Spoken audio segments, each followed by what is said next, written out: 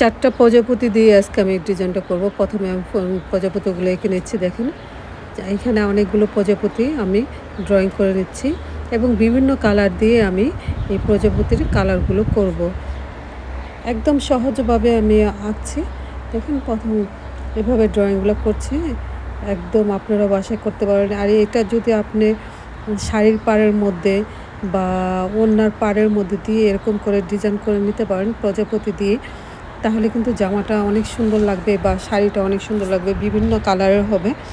দেখেন আমি যেখানে বসে আজকে এই বোকালটা দিচ্ছি, খুবই সুন্দর একটা পরিবেশ। আমাদের এখানে কিছুক্ষণ আগে বৃষ্টি হয়ে গেল এবং স্নিগ্ধ বাতাস বইছে চারিদিকে। খুবই সফট একটা ওয়েদার যাচ্ছে এখন। খুবই ভালো লাগছে পরিবেশটা। এই জায়গার মধ্যে বসে আমি যে ভোকাল দিতে পারছি বা কথা বলতে পারতেছি আপনাদের সাথে বা ভিডিওর মাধ্যমে কথা বলতে পারছি, আমার কাছে তো খুবই ভালো লাগে। একটা সুন্দর পরিবেশে বসে এবং এরকম সুন্দর কালার, যে অনেকগুলো কালার দিয়ে আমি প্রজাপতিগুলো কালার করছি, একটা সুন্দর একটা পরিবেশ এবং সুন্দর একটা ড্রয়িং করছি।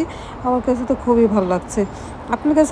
আপনাদের কাছেও ভালো লাগবে, কারণ এতগুলো রং যদি একটা ছবির মধ্যে আমরা দেখতে পাই, রং কার না ভালো লাগে। কালারফুল আসলে সবাই পছন্দ করে।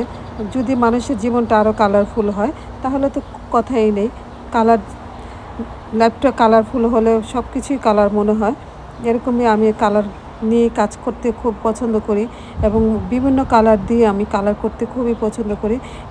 আজকে এই রঙটা, এই প্রজাপতিগুলো দেখলেই বুঝতে পারবেন যে আমি কতগুলো কালার ইউজ করছি এবং আমার কাছে কালার কতটা ভালো লাগে। আমি ভাবনা আমার ঘরে অন্য কিছু না থাকুক, কালার কিন্তু থাকতে হবে, এরকম একটা